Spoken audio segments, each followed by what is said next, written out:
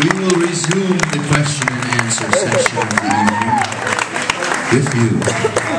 About your experience in high school. Hold on, wait. The girl has more to say. What? Oh, you're welcome. All right. Have a great night.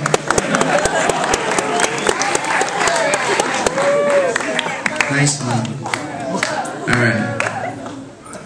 Now, you were saying. It's Tell okay. us about your experience in high school in Israel. High school in Israel was, are you the president? No. Oh, okay. No, because he's here. There's the pirate here with me. Oh, did you go? I did indeed.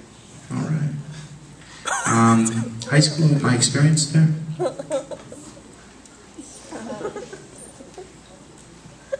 What this gentleman is asking, what's your name? JB is asking is, when I was 16, I went to a high school in Israel for like about 3 or 4 months. And but prior to that, I had been raised as with a secular upbringing, Jewish, with not really feeling a strong connection to really my heritage.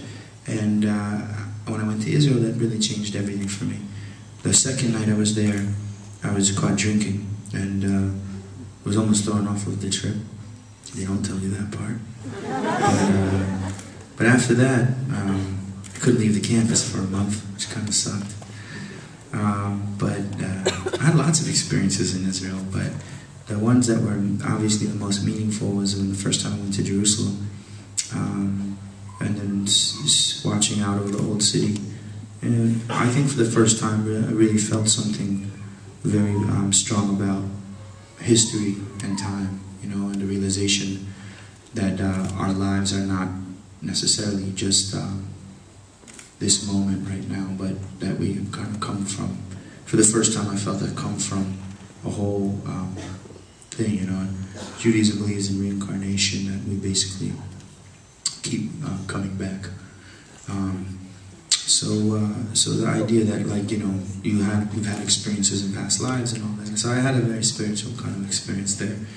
And that made me kind of open up my eyes to, at that time I was 16 years old and everyone around me was starting to, like, I went to a very multi-ethnic cultural school and a lot of people began to own their culture, where they come from, and I was always feeling like, well, you know, I don't really know too much about my heritage and where I come from. And even if I did, so what would that mean? I should start eating more matzo balls or something? So I started to really investigate more, to start to learn more and study more. And I think that trip to Israel was what sparked that for me. Like, I came into contact there with so many different types, so many different styles of Judaism. And I saw for the first time there Hasidim davening in a synagogue. And I was very taken by that image, you know, of these people so intensely and fervently in prayer. So that's kind of stuck with me. And then, you know, obviously I became very religious later on, but not for another 7 or 8 years, until I was until about 21 or so.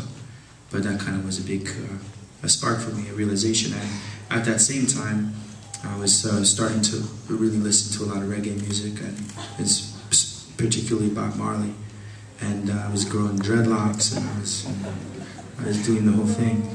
And then I would listen to the lyrics, to the words from those songs. And one of the things that Bob was always singing about was to know where you come from, to know your culture and your roots. And also, obviously, anyone that knows really anything about, has listened to reggae music, knows the Old Testament is so prevalent in there, the Bible, the Torah, and all the quotations and all those words there that all of a sudden started to come alive for me through that music.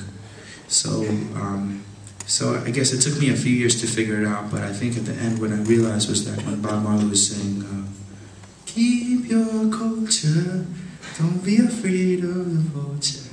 That's that kind of thing, that he wasn't, you know, I mean, that's music. Music speaks to across, you know, race, age, religion, time.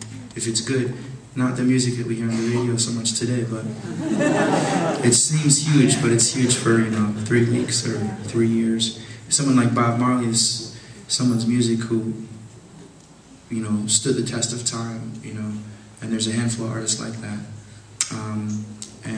was able to communicate across all those barriers, and that was what that's where I learned how to, or discovered it. That was really what I wanted to do, and then I realized, I think, that he wasn't saying that the rest of the world should become Rastafarian, but that everyone should kind of try to find their culture and their roots, and to realize that there's something about history that's important in terms of knowing who you are. Alright, now we got that taken care of. Rob, I'll be happy. Yes.